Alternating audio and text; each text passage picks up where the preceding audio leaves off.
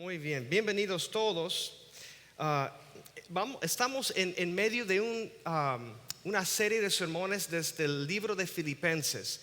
Libro de Filipenses en el Nuevo Testamento. Yo te invito, si tienes una Biblia, de abrirlo en el capítulo, al capítulo 3 de Filipenses. Si no, vamos a proyectar los versos aquí en la pantalla atrás mío. Esta carta sobresale por las veces que el apóstol Pablo menciona la palabra gozo o regocijo.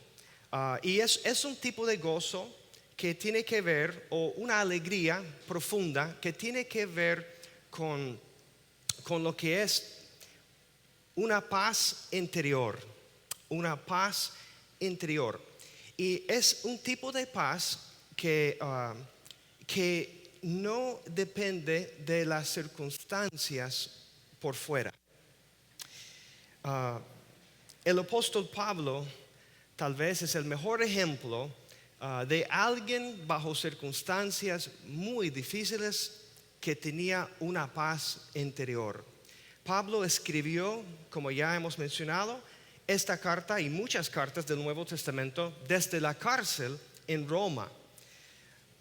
Pablo ha pasado por muchas dificultades, pero a la vez tuvo algo que creo que es algo que todos deseamos: una paz interior que pasa lo que pasa, nadie nos puede quitar, nada nos puede quitar, nada ni nadie nos puede quitar. Hoy precisamente vamos a hablar de lo que Dios ha hecho por nosotros, que nadie ni nada nos puede quitar. Y es la base de la paz que tenemos con Dios. Así que yo te invito a abrochar sus cinturones y escuchar rápidamente a ese sermón. Creo que será una bendición de su vida porque viene directamente de la palabra de Dios. Filipenses capítulo 3 verso 1 dice: por lo demás, hermanos, alégranse en el Señor. ¿Ves? Ahí está la palabra, alégranse o regocíjanse en el Señor. Para mí no es molestia volver a escribirles lo mismo, y a ustedes les da seguridad. ¿Por qué no es una molestia para Pablo volver a escribir los filipenses, los hermanos en Filipo? Porque es algo muy importante, que él va a decir. Hay un problema grave que surgió en la iglesia de Filipo y Pablo va a exponerlo y Pablo va a corregirlo. ¿Cuál fue el problema? Seguimos leyendo en el versículo 2. Vea qué advertencia. Y Pablo quisiera sorprenderlos con las palabras que él utiliza, que él escoja para advertir a los hermanos en Filipo y hablar de este tema. Vamos a ver unas palabras fuertes hoy. Dice Pablo: cuídense de esos perros. Cuídense de esos que hacen el mal. Cuídense de esos que mutilan el cuerpo, porque la circuncisión somos nosotros, los que por medio del Espíritu de Dios adoramos. Nos enorgullecemos en Cristo Jesús y no ponemos nuestra confianza en esfuerzos humanos. Ok, entonces hubo dos lados de esta controversia, dos grupos de personas, y Pablo se incluye con un grupo en particular. Primero, Pablo menciona un grupo describiéndolos como perros, esos que hacen el mal, esos que mutilan el cuerpo. Y Pablo advierte 3 veces: cuídense de ellos, cuídense. Ojo, tenga cuidado. Y el segundo grupo claramente se incluye, y Pablo describe esas personas como el siguiente. Pablo dice, porque la circuncisión somos nosotros, los que por medio del Espíritu de Dios adoramos, nos enorgullecemos en Cristo Jesús y no ponemos nuestra confianza en esfuerzos humanos. Dos grupos, esa es la controversia. Y eso es lo que estaba pasando. Un grupo de falsos maestros entraron en la iglesia de Filipo, y estaban enseñando que para ser salvo uno tenía que poner su fe en Cristo, para decirlo así, recibir a Cristo, creer en Cristo y conformarse a ciertas leyes de ley de Moisés, específicamente hablando aquí de la circuncisión. Entonces ellos estaban enseñando, ¿recibiste a Cristo? Maravilloso, qué bueno, te felicito. Ahora para ser salvo, ahora para ser parte de la iglesia, tienes que ser circuncidado. Eso fue una ley que Dios puso al pueblo de Dios. Fue lo que marcaba el pacto abrámico. Eso fue hace muchos años antes de Cristo, y fue pues como una pequeña cirugía que los hombres tienen para razones higiénicos hoy en día, pero para esos entonces tal vez fue para marcar una diferencia y para básicamente hacer una distinción entre el pueblo de Dios y gentiles o personas que estaban fuera de del pueblo de Dios. Sí, no se preocupe, hermano, los hombres pongamos un poco nerviosos cuando estamos hablando de la circuncisión. No problema. Yo también casi boté mi agua estudiándolo.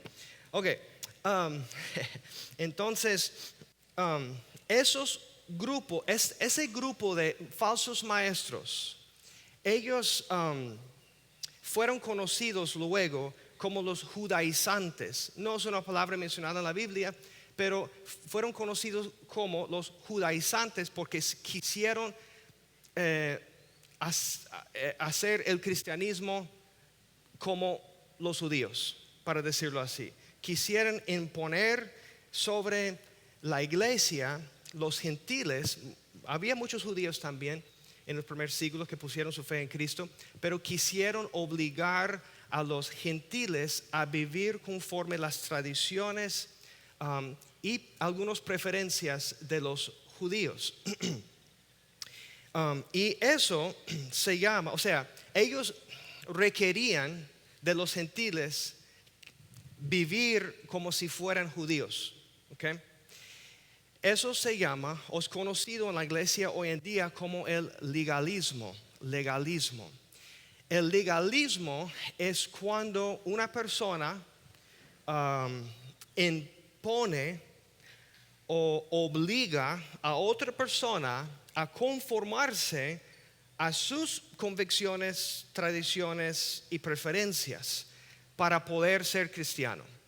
Pusiste su fe en Jesús, ok, muy bien, ahora tienes que hacer paso 2, 3, 4 y 5 y 6, y recuerda que también hay que cumplir con taca taca, y recuerda que esas son las reglas por acá, que hacemos aquí, y taca taca. Ok, wow. Y estamos hablando de estamos hablando de la salvación, de ser salvo. Y luego vamos a hablar de eso también, qué significa ser salvo. Pero por ejemplo, hoy en día,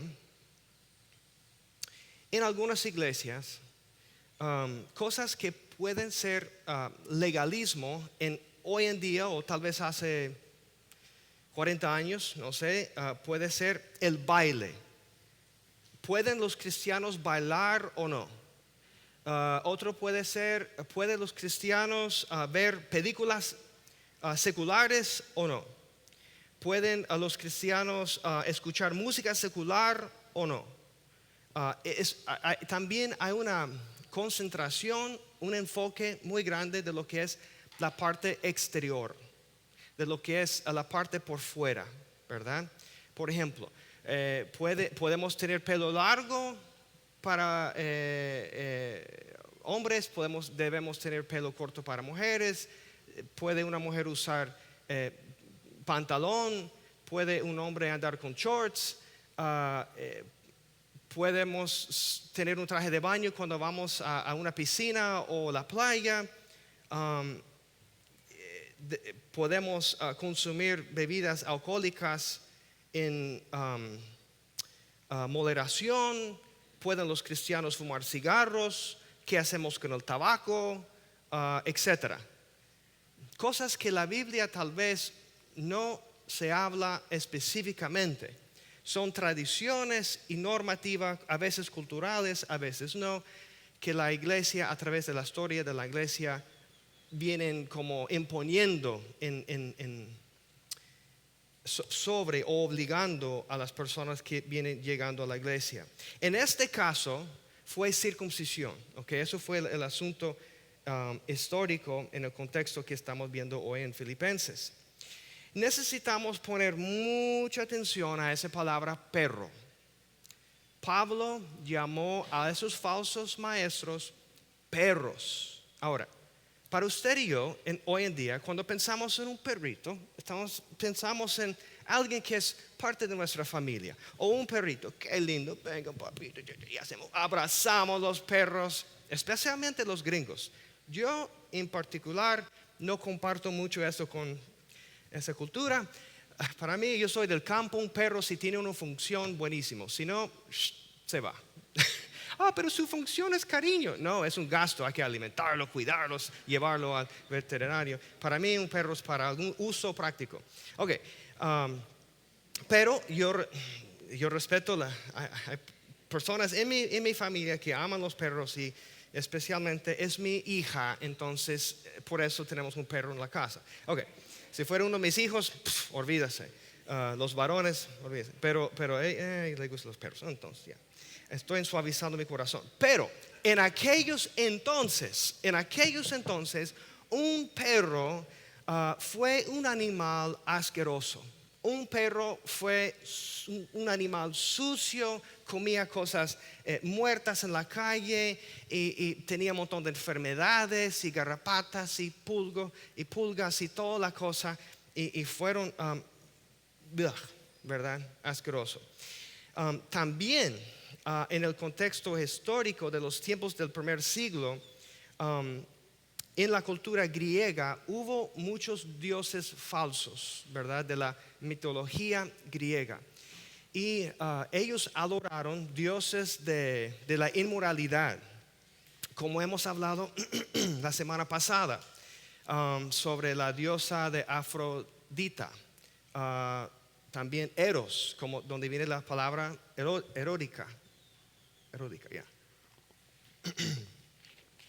Dionisio, también dioses de la mitología griega. Y los griegos, para adorar a esos dioses de la inmoralidad, construyeron grandes templos gigantes y servían a esos dioses o adoraron a esos dioses a través de tener relaciones sexuales en el templo con las prostitutas del templo. Qué conveniente, ¿verdad? Hacer un hábito inmoral malo, bautizarlo en algo religioso y ya está bien, ¿verdad? Según ellos. Entonces, ellos llamaron en los tiempos del apóstol Pablo las prostitutas masculinos perros. Eso fue el término que usaron. Hoy en día hay en algunas culturas que aún usamos el término como para describir la misma cosa. Que mi perro viene de raíces como que no muy buenas, como en inglés, what's up dog, o Snoop Dogg, ¿verdad? Snoop Doggy Dog. No viene de un estilo de vida muy recta, ¿ok? Para decirlo así. Entonces, de hecho, eran homosexuales las prostitutas, los prostitutas masculinos en el templo, o es las aunque es hombres. Ok, perfecto, seguimos. Entonces, y ellos atendieron otros hombres, en particular hombres viejos, ancianos, Es interesante, puedes googlearlo, ahora no, pero después y verlo. Entonces, Pablo está diciendo, esos maestros falsos, ellos son perros. Una ofensa muy grande.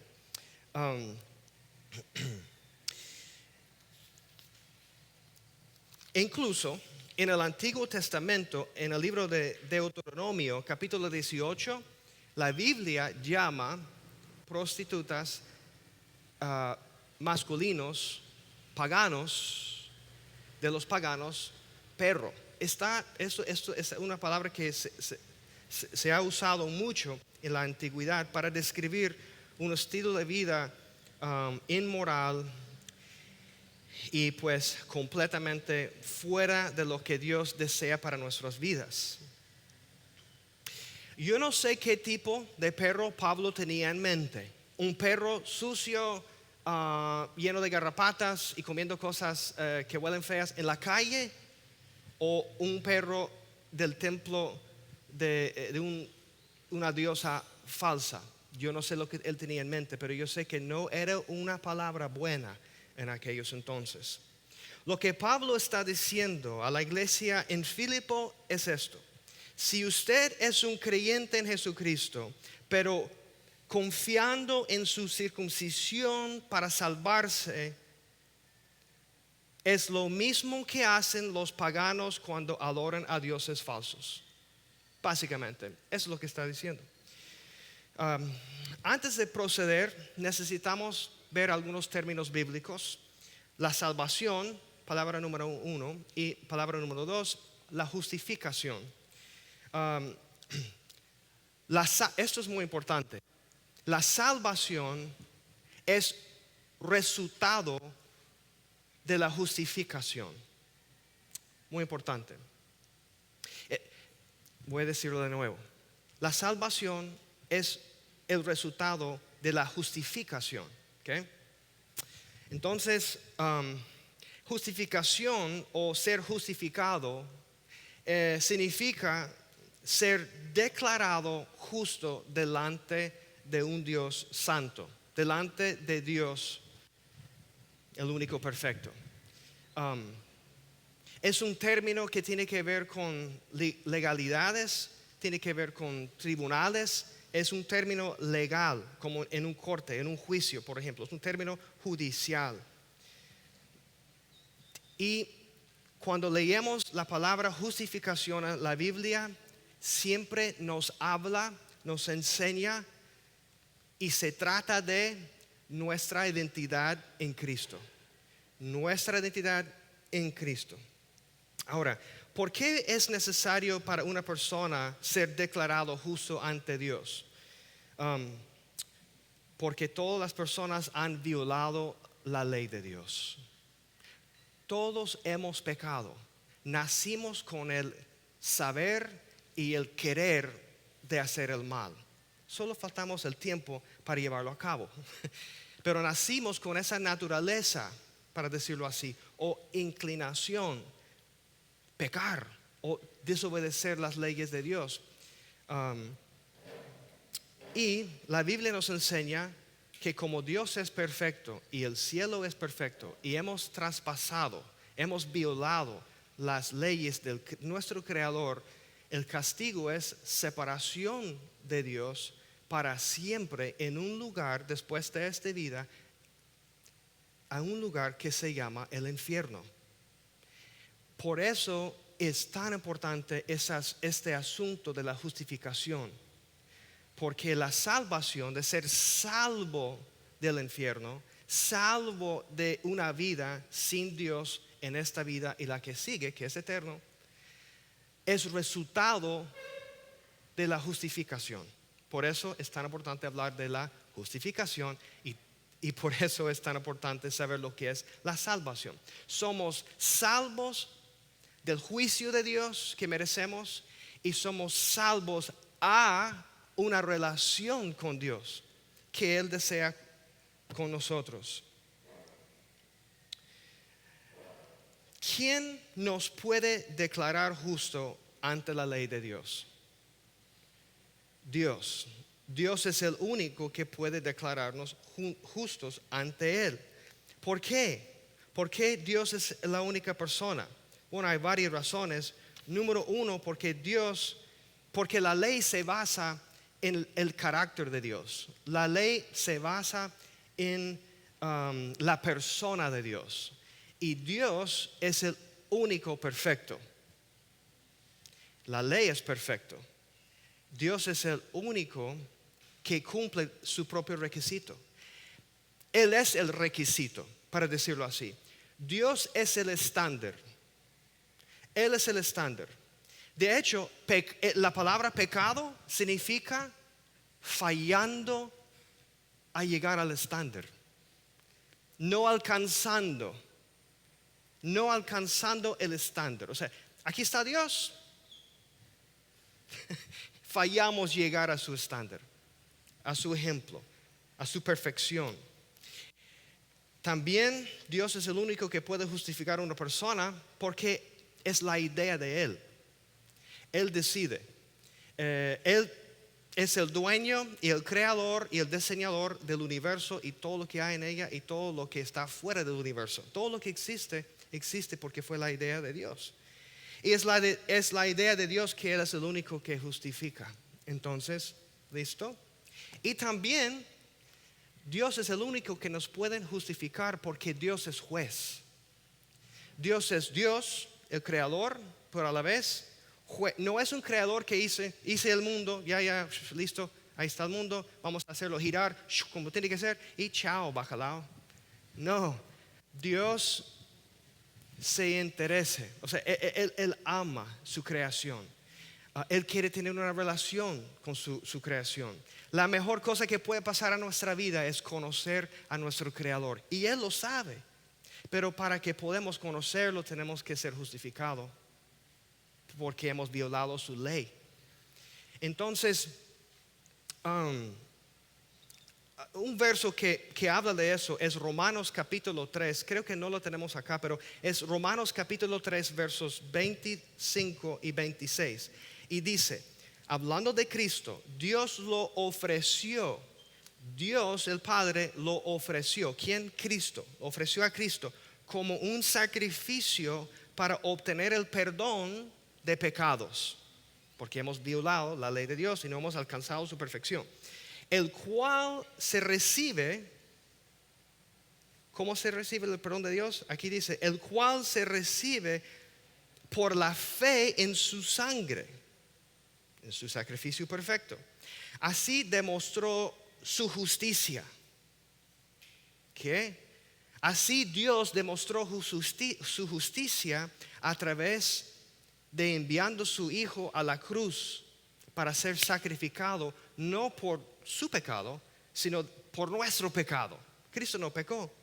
Dice, porque causa de su paciencia había pasado por alto los pecados pasados, hablando del Antiguo Testamento. Y todo el mundo pensaba, pero ¿qué pasó? ¿Podemos hacer lo que nos da la gana y Dios no va a hacer nada? Dios puede pasar por alto o mirar hacia el otro lado mientras el ser humano peca y no pasa nada. ¿No? ¿Por qué? Lo hizo para demostrar en el tiempo presente. Tiempo presente, Pablo está hablando del tiempo del Nuevo Testamento, su justicia. Un buen juez no pasa por alto las ofensas cuando una persona viola la ley. ¿Qué hiciste, muchacho? ¿Robaste un carro? Ok, no pasa nada, no se preocupe. Vamos a protegerte, vas a tener una vida nueva por ahí, no se preocupe. Aquí está el carro para el dueño, no pasó nada. No, es una ofensa robar. Entonces, un buen juez tiene que llevar a cabo un buen juicio y castigar la ofensa. Así es como funciona el sistema judicial, o debe funcionar. Pero como Dios es el Dios perfecto y juez perfecto, Dios demostró su justicia en la cruz. Derramó su ira y juicio hacia el pecado sobre su Hijo, en vez de derramarlo sobre nosotros. Dice, de este modo Dios es justo porque llevó a cabo la justicia en la cruz, y a la vez el que justifica a los, no a todos, a los que tienen fe en Cristo Jesús. Wow, qué buen juez, un juez perfecto, un juez que no solo dice hay que llevar a cabo el juicio, sino él dice, no, suave, suave, estos yo los amo, déjame pagar por ellos. Pero esto no es justo, no, el castigo fue hecho. Alguien pagó, Cristo pagó por nosotros, a los que tienen fe en Cristo Jesús. Entonces, en este texto Pablo explica la raíz de la controversia y tiene que ver con la pregunta: ¿cómo es una persona justificada ante Dios? Hay dos opciones en este texto y solo una opción es correcta. Número uno, ¿somos justificados ante Dios por nuestras propias obras? ¿Somos justificados ante Dios por nuestra capacidad tan buena de cumplir la ley o buenas obras? O, opción número dos, somos justificados por la fe en la obra de Cristo, su nacimiento, vida, muerte y resurrección. Y recuerda que la Biblia dice que la justicia tiene que ser una justicia perfecta. Porque la Biblia dice nada impuro entrará a aquella ciudad. Nada, ni una gotita de maldad.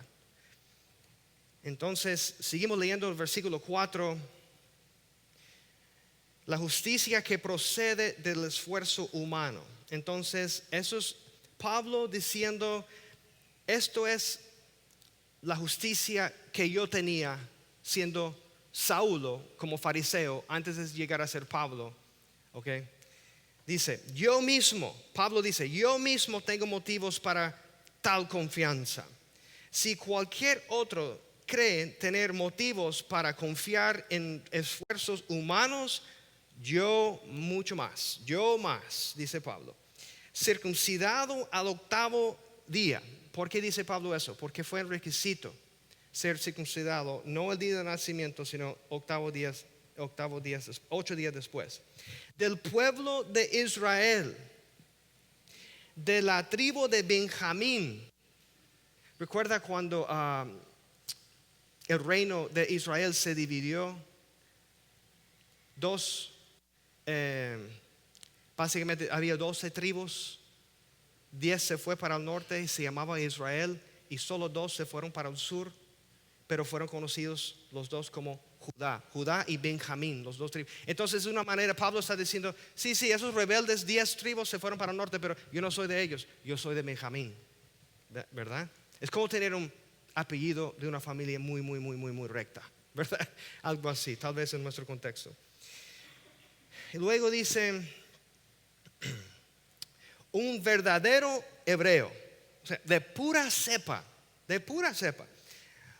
En cuanto a la interpretación de la ley, fariseo, un grupo religioso de los judíos que eran expertos en la ley. Tenía los 5 libros de Moisés, la Torá, memorizado. En cuanto a la interpretación de la ley, los mejores, fariseo. En cuanto al celo, perseguidor de la iglesia. Pablo persiguió la iglesia. Sacó gente de la iglesia antes de ser el apóstol Pablo. En su vida como fariseo, persiguió la iglesia. Llevaron muchos hombres, mujeres a los cárceles. Incluso asesinó, de lo que sabemos, o aprobó por lo menos de la asesinación de varios. En cuanto a la justicia que la ley exige, así, intachable.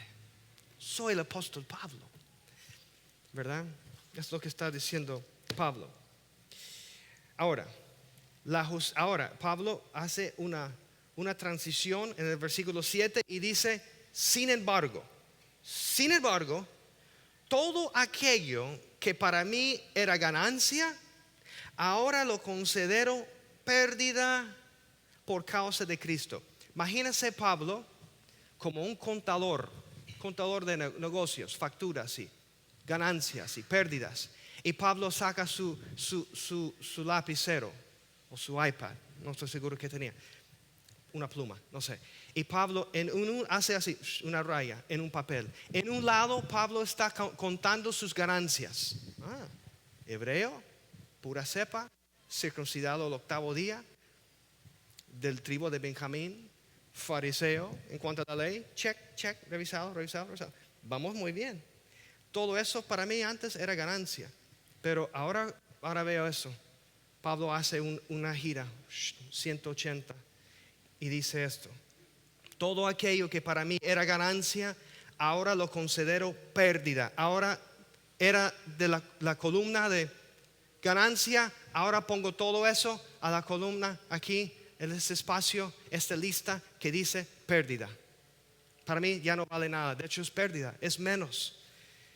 Por la causa de Cristo. Es más, todo considero pérdida por razón del incomparable valor de conocer a Cristo Jesús, mi Señor. Por Él lo he perdido todo y lo tengo por estiércol. Eso quiere decir basura o excremento. Esas son palabras fuertes que estamos viendo aquí en los posts. Eso es como al borde de ser la palabra miércoles, ¿ok? Excremento, todo eso no vale nada. De hecho, vale menos que nada. Vale, ¿verdad? A fin de ganar a Cristo. Esa es la ganancia. A Cristo y encontrarme unido a Él. Y escúcheme, vamos a hablar de algo muy importante. Y ser hallado en Él. La palabra de Dios tiene una traducción aquí en la Nueva Versión Internacional que dice unido a Cristo. Pero mejores traducciones usa la frase ser hallado en Cristo. Eso es una de las frases, es la frase favorita de Pablo para describir una persona ahora con una relación correcta con Dios. En Cristo, en el Señor, o en Él, Pablo menciona en sus cartas a las iglesias más de 160 veces. 160 veces. Eso es una doctrina. Esa es una enseñanza que tenemos que entender. Tenemos que entenderlo. En Cristo. Habla de su identidad y la mía después de poner nuestra fe en Cristo Jesús como nuestro Salvador. Es algo que Dios hace. Es un acto de Dios. Pongamos nuestra fe de Él y Dios nos coloca en Cristo. ¿Qué significa eso? Significa que Dios te identifica como en Cristo. Así que cuando Dios te ve, Él ve a Cristo. Esto significa que Dios te identifica. Su vida, piensa de su nacimiento, su vida, todos sus altos y bajos, buenas decisiones, malas decisiones, obras buenas, grandes pecados. Piensa de todo eso. Cuando Dios te ve, Él te identifica con el nacimiento, la vida perfecta, la muerte, el sepultura, y la resurrección de Cristo. Estamos en Cristo. Si salimos al parqueo, estacionamiento, hoy, y yo te veo abrir la puerta de su carro y subir su carro, o un taxi, y cierras la puerta, yo te veo en su carro. Si usted sube el bus para volver a casa y cuando yo veo el bus pasar, yo te veo en el bus. En el bus. Si usted está en su casa y yo paso por la calle fuera de su casa y veo su sombra pasar por la ventana, yo te veo en su casa. Si usted toma el vuelo 1608 de San José a la ciudad de Panamá, y si usted sube ese avión, ese vuelo 1608 a destino a Panamá, y si yo salgo y yo veo mi teléfono donde se ubica este avión y yo miro hacia arriba en el cielo y veo su avión pasar, yo te veo en el avión. Cuando Dios te ve, Dios ve a Jesucristo. Piénsalo. Ahora, usted no puede viajar 60 millas por hora, 60 kilómetros por hora por sí mismo, pero en un carro se puede. En un carro se puede. Usted no puede viajar por el cielo a 900 kilómetros por hora. No se puede, imposible. No se puede. Pero en un avión se puede. Claro. ¿Sabe qué? Usted no puede ir al cielo por sus propias fuerzas. Imposible, no se puede. Pero en Cristo se puede. En Cristo se puede. Es como esto.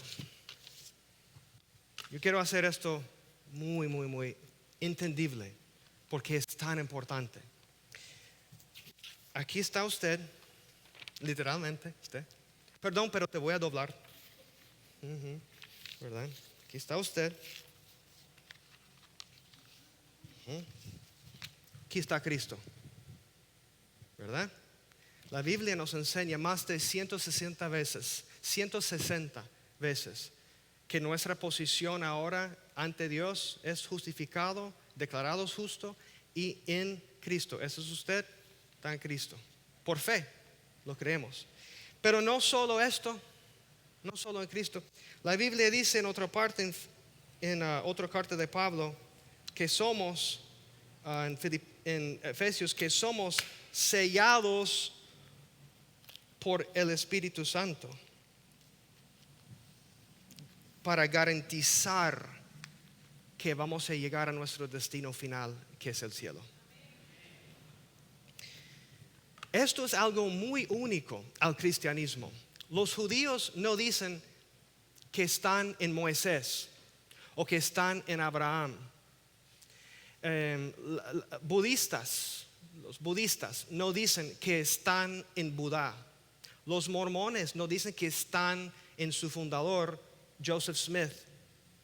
Esa es una frase muy única del cristianismo porque se habla de una cosa muy única. Aquí no estamos hablando de cualquier cosa, estamos hablando de una relación verdadera con un Dios verdadero que envió su Hijo verdadero y murió en la cruz verdadera y fue sepultado en un sepulcro verdadero y de verdad, verdaderamente resucitó de la muerte para personas verdaderas como usted y yo.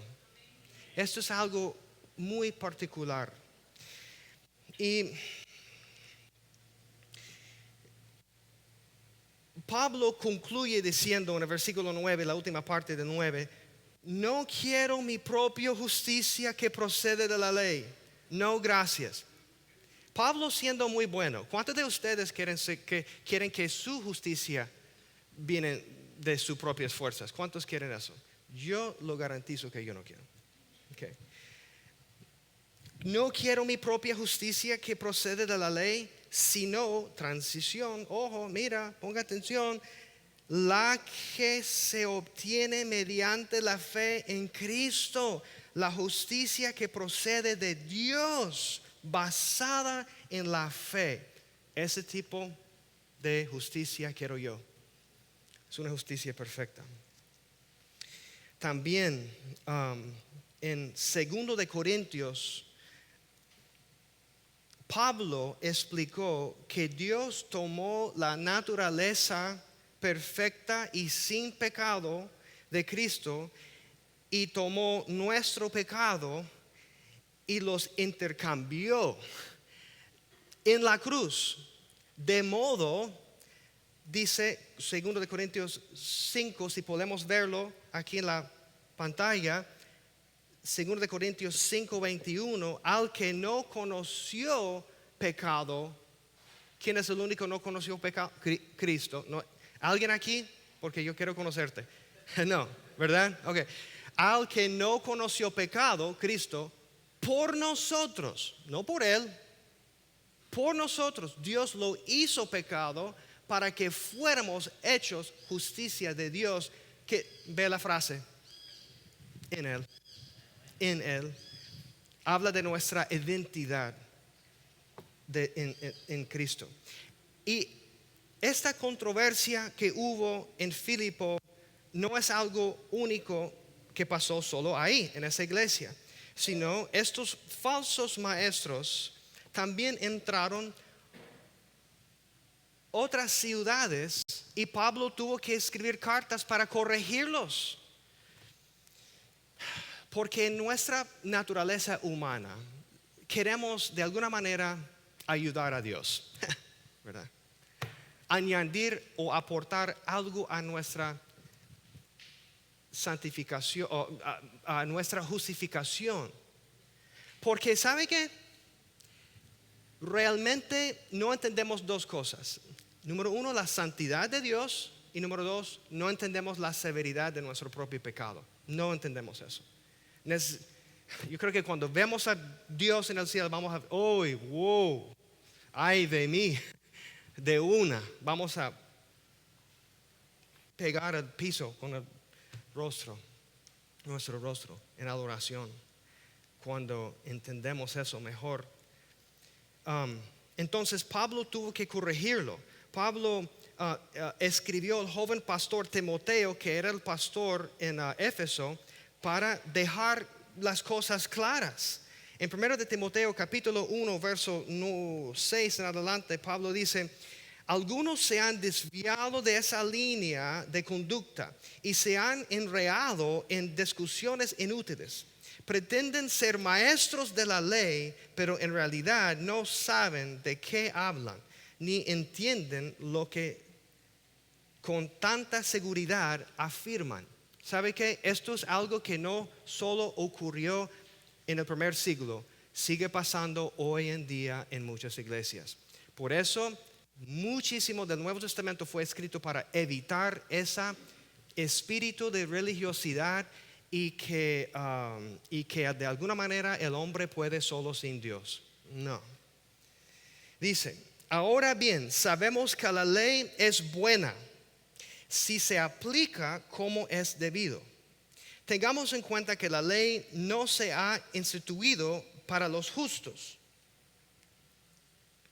Personas justos no necesitan leyes porque se comportan bien. Pero ¿quién es el que se porta bien siempre? Nadie. Entonces Dios tuvo que dar la ley para los injustos, pero nosotros somos justificados ahora en Cristo. ¿Por qué? Seguimos leyendo, ¿ok? Sino para los malvados y rebeldes, para los impíos y pecadores, para los irreverentes y profanos. La ley es para los que matan a sus propios padres, para los asesinos, para los inmorales y para los que practican la homosexualidad, para los traficantes de esclavos, los mentirosos y los que juran con falsedad. Pablo está sacando todo, cualquier palabra que él puede escribir. La ley es para ellos.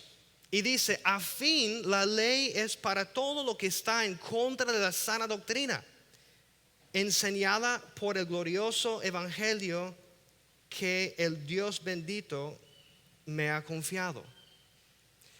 La ley para la iglesia nos enseña dos cosas: que Dios es santo, que Él hay razones por lo cual Dios es un Dios perfecto y moral y ama a la familia y ama a las personas, etcétera. Un Dios de propósito, de justicia, etcétera. Y también nos enseña que no podemos cumplirlo. No podemos. También en la iglesia de Galacia entraron falsos maestros buscando robar la paz y el gozo de los miembros de la congregación. Los que tenían de la congregación, los que estaban en Cristo. Pablo dice en Gálatas 3, Gálatas torpes. Pablo utilizó palabras fuertes en cuanto gente religiosa, gente con ese espíritu de yo soy mejor que usted y todo eso. Igual que Jesús tuvo las conversaciones más severas con los fariseos. Entonces, torpes, ¿quién los ha hechizado a ustedes? Ante quienes Jesucristo crucificaron, ha sido presentado tan claramente. ¿Ante quiénes? Pablo predicó claramente el evangelio ante ellos. Dice, todos los que dependen de las obras que demanda la ley están bajo maldición. ¿Por qué? Porque no pueden cumplirlo. Okay. Y son condenados por eso. Porque está escrito, maldito sea quien no practique fielmente todo lo que está escrito en el libro de la ley. Verso 11. Ahora bien, es evidente que por la ley nadie es justificado delante de Dios, porque el justo vivirá por la fe. La ley no se basa en la fe, por lo contrario, quien practica estas cosas vivirá por ellas.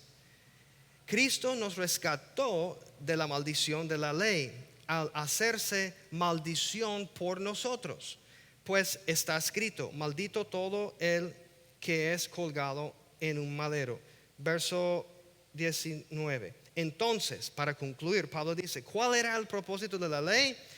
La ley vino a ser nuestro guía o maestro o tutor, para decirlo así, encargando de conducirnos a Cristo para que fuéramos justificados por la fe. Pero ahora que ha llegado la fe, ya no estamos sujetos a la guía. Cristo vino para decirnos, vea, muchachos, ustedes no pueden cumplir la ley, pero no se preocupe, yo puedo. Es como, por ejemplo,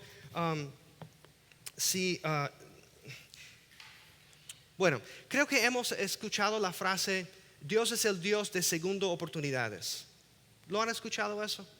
Okay. Qué bueno que no es cierto. Porque ¿cuánto han fallado 3 veces? 4 veces. Yeah. Dios no es el Dios de segundas oportunidades. Te explico. Imagínese si yo tenía que levantar en el gimnasio 500 kilos. No podría hacerlo. 500 kilos. Imagínese. Okay. Yo tengo 48 años. Yo hago ejercicios. Yo tengo una espalda quebrada, rota. Déjame decirte. No es posible. ¿Qué necesito para levantarlo? ¿Necesito intentar más duro? ¿Es lo que necesito? ¿Necesito entrenar más? No. A esas alturas es imposible. Biológicamente es imposible. ¿Necesito esforzarme? ¿Necesito otra oportunidad? No, suave. Déjame intentarlo de nuevo. No, mismo resultado. No podría ni siquiera levantarlo de la banca. ¿Qué necesito? Yo necesito a alguien que pueda hacerlo en mi lugar, por mí. Yo necesito a Jimmy Colt. ¿Sabe quién es Jimmy Colt? Es este bichón aquí, no puedes verlo muy bien, pero él es el campeón mundial de la banca. Levantó 635 kilos de un solo.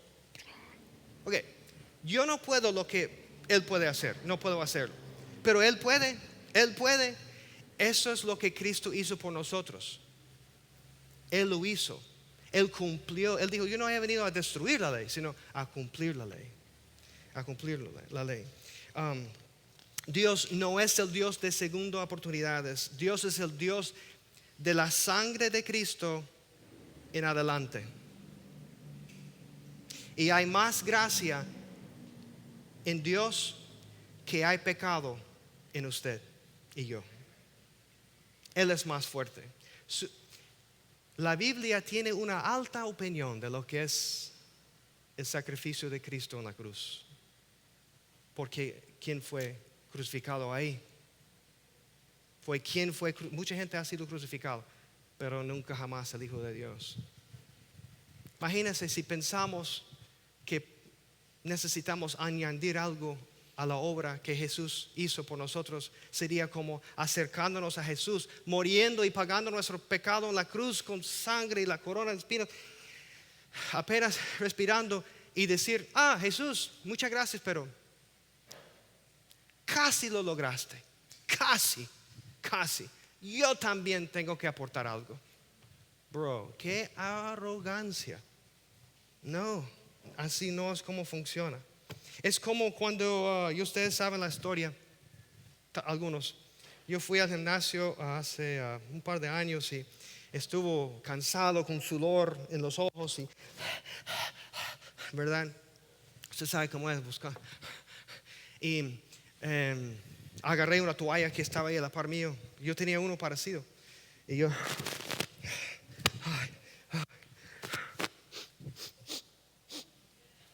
bro, era la toalla del gimnasio que ellos utilizan para limpiar las máquinas y todo. O sea, no puedo limpiarme con semejante toalla. Así es las personas que creen que pueden limpiarse por sí mismos por dentro y ganar su propia salvación. Sorry, pero tengo noticias. No puedes limpiarse con esa toalla. No se puede. Entonces, sabemos que hasta las personas en el Antiguo Testamento fueron justificados por la fe. Por la fe en un sacrificio que Dios iba a enviar, un sacrificio perfecto de su Hijo, el Cordero de Dios. Estaban esperando su llegada a través del Antiguo Testamento. Y desde antes de que Moisés recibió la ley, porque hubo creyentes y personas que están en el cielo hoy en día, desde antes de Moisés. Noé. ¿Cuántos creen que Abraham, Jacobo, Isaac están en el cielo? Padres de la fe. Fue antes de la ley, unos 250 años antes de la ley. Entonces, de hecho la Biblia dice en Génesis que Abraham creyó al Señor, eso es tener fe, y el Señor se les reconoció como justicia. Porque de alguna forma tenemos que ser justificados delante de Dios. ¿Es por nuestras obras, es la pregunta, o es por nuestra fe? Esas son las dos opciones.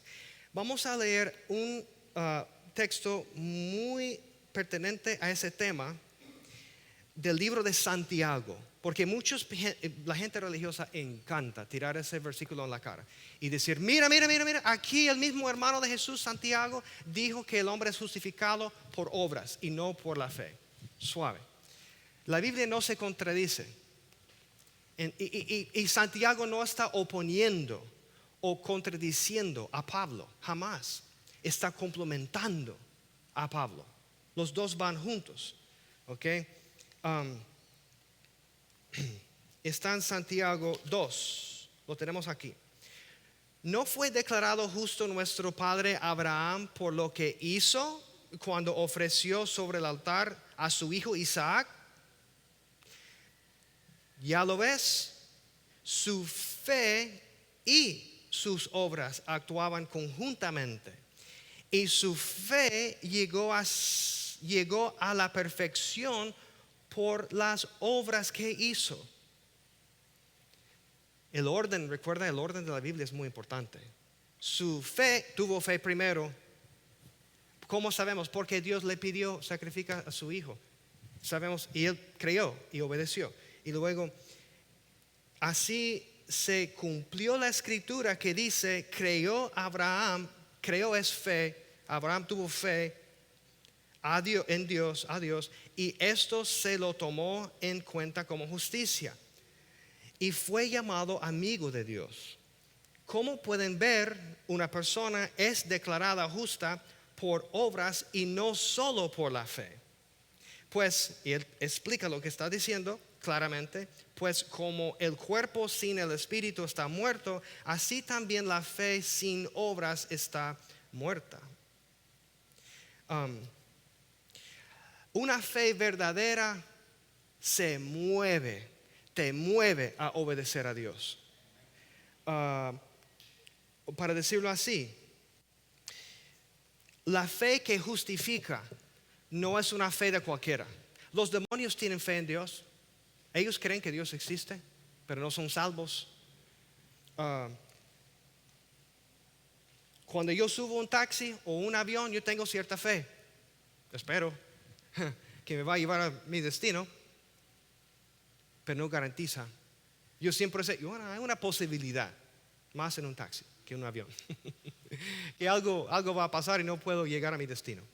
Cuando como en una sodita, confío que la comida me va a caer bien. Y confío en algunos sodas más que otros por aquello. Yo confío, pero siempre existe la posibilidad, ¿verdad? Entonces la fe que salva es una fe fuerte, que te mueve a accionar, que te mueve a responder. Somos salvos por la gracia mediante la fe. La gracia que no te cambia no te puede salvar porque no entiendes la gracia. Eso es lo que está diciendo Pablo, complementando la enseñanza de Santiago, complementando la enseñanza de Pablo.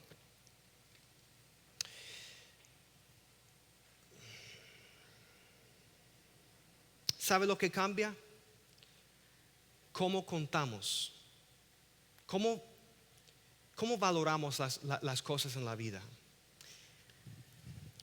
¿Cómo podemos responder a tal gracia, a semejante obra que Dios hizo por nosotros?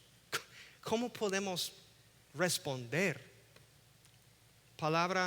Respuesta corta: adoración, agradecimiento. Respuesta un poco más larga: cambiamos la criteria de cómo evaluamos la vida, como Pablo hizo. ¿Recuerda? El contador Pablo contando ciertas cosas como ganancias y otras cosas como pérdidas. Seguimos leyendo en Filipenses para cerrar. Filipenses 10 y 11. Pablo dice: lo he perdido todo a fin de conocer a Cristo, experimentar el poder que se manifestó en su resurrección. Y todos queremos experimentar el poder de su resurrección. Amén. Poder, todo lo puedo en Cristo que me fortalece. Vámonos, let's go. Pero son pocos que siguen con ese versículo y dice: y participar en sus sufrimientos. ¿Cuántos están todos animados para compartir los sufrimientos de Cristo? Y llegar a ser semejante a Él en su muerte. Así espero alcanzar la resurrección entre los muertos.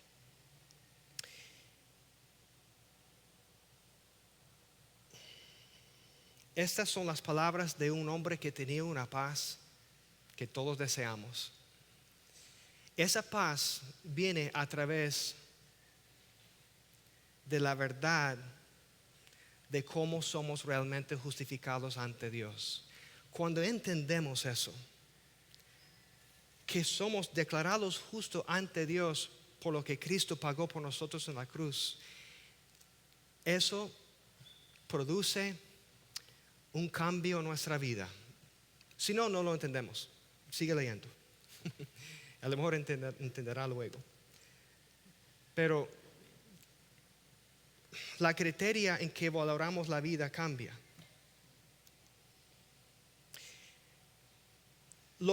Como evaluamos nuestro tiempo, como evaluamos nuestros talentos, como evaluamos nuestro tesoro, es diferente que el mundo. El mundo dice, el tiempo es mío, yo puedo hacer con mi tiempo lo que yo me da la gana. Es mi tiempo. Yo. El mundo, las personas que no entienden eso, hacen con sus talentos lo que les da la gana. Pues son para mí. Otros con su tesoro, con sus finanzas. ¿Qué hacen con las finanzas? Lo que a ellos les da la gana. Cuando una persona entiende lo que Dios hizo por nosotros en el Evangelio, la criteria de cómo evaluamos y vemos la vida cambia. Y podemos decir con el apóstol Pablo, wow, este poder que tengo, el poder que puede hacer una persona muerta, traerlo a la vida, una persona que era un objeto de Dios, que ahora es un hijo de Dios, que levanta muertos, también puede ayudarme a resistir la tentación. También ese poder que resucita a los muertos puede resucitar mi matrimonio muerto. También ese mismo poder de Cristo, que tiene el poder de levantar muertos, puede hacer un montón de cosas en mí. Y también cuando sufrimos para Cristo, hacemos la pregunta, ¿cómo puedo conocer a Cristo más a través de esta situación? ¿Cómo puedo conocer el corazón de Jesús a través de esa situación en este momento? Me duele en este momento, me siento terrible, pero ¿cómo puedo identificarme más con lo que Cristo hizo por mí en la cruz? Si podemos conocer a Cristo más, ¿sabe qué? Vale la pena. Y muchas veces aprendimos mucho más a través de circunstancias difíciles que es cuando todo está muy bonito. Entonces,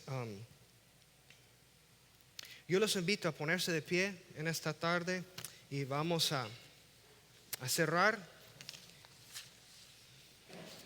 Y te quiero invitar, si hoy escucharon y aprendieron cómo podemos tener la paz verdadera, que no es en sus propios esfuerzos, que no es en sus circunstancias, que realmente se encuentra en una relación con Cristo basado en lo que Él hizo por nosotros en la cruz, pagando nuestro precio del pecado, siendo sepultado y resucitando el tercer día.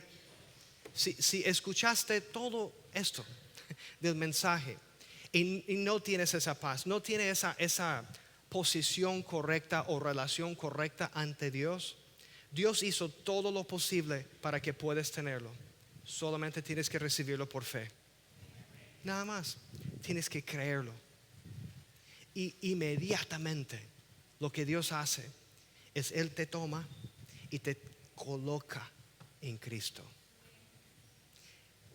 Y estás sellado con el Espíritu Santo, con la certeza que vas a llegar a su destino final y puedes disfrutar de una relación con Dios empezando hoy. Yo te invito, ponga su fe en Cristo hoy. Confiesa al Señor Jesús como su Señor y Salvador y serás salvo. Serás salvo y serás justificado delante de Dios. Y si hoy escuchaste el mensaje hoy, y yo te invito, durante el transcurso de esa semana y en este momento también, reevalúa su vida. Como Pablo, ¿qué es lo que antes contabas como ganancia? No sé. Pero ¿cómo es en comparado con el conocimiento del Hijo de Dios? Tener una relación con su Creador y tener la certeza del cielo y la seguridad de la vida eterna. ¿Cómo es comparado con eso? Es pérdida. Y de esa verdad nace su paz, Pasa lo que pasa, nadie te puede quitar eso.